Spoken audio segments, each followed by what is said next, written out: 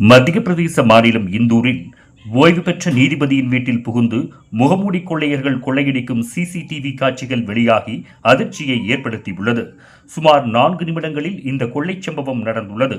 ஓய்வு பெற்ற நீதிபதி ரமேஷ் கார்க்கின் வீட்டில் முகமூடி அணிந்தும் கையுறைகள் போட்டுக்கொண்டும் இரும்பு கம்பியுடன் நுழையும் 3 பேர் கொண்ட கும்பல் 5 லட்சத்திற்கும் அதிகமான பணத்தையும் தங்கம் வெள்ளி நகைகளை கொள்ளையடித்துச் சென்றுள்ளனர். அதிகாலை 4:35 மணிக்கு கொள்ளையர்கள் வீட்டுக்குள் நுழைந்து நேராக நீதிபதியின் மகன் ரித்விக்கின் அறைக்கு சென்றனர்.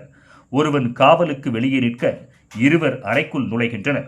கொள்ளையர்களில் ஒருவன் அலமாரியின் பூட்டை உடைக்கத் தொடங்கியதும் அலாரம் ஒலிக்கிறது. அப்போது குப்புறப்படுத்து தூங்கும் ரித்விக்கின் பின்னால் கொள்ளையன் ஒருவன் இரும்பு ராடுடன் நின்று கொண்டு ரித்விக் எழுந்தால் அவரை கொன்றுவிட வேண்டும் என்ற தோனியில் நிற்கிறான். அலாரம் ஒலித்த போதிலும் அயர்ந்து தூங்கும் ரித்விக் எழுந்திருக்கவில்லை.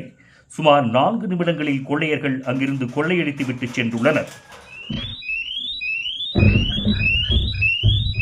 வீட்டில் காவலர் இருந்த போதிலும் கொள்ளையர்கள் இரும்பு ஜன்னல் கம்பிகளை வெட்டி உள்ளே நுழைந்துள்ளனர். ரித்திக்கின் மனைவி மற்றும் குழந்தைகள் மற்றொரு அறையில் தூங்கிக் கொண்டிருந்தனர். அவர்களுக்கும் இந்த கொள்ளை நடந்தது தெரியவில்லை. காலையில் கொள்ளை நிகழ்ந்தது கண்டு நீதிபதியின் குடும்பத்தினர் காவல்துறைக்கு தகவல் தெரிவித்தனர்.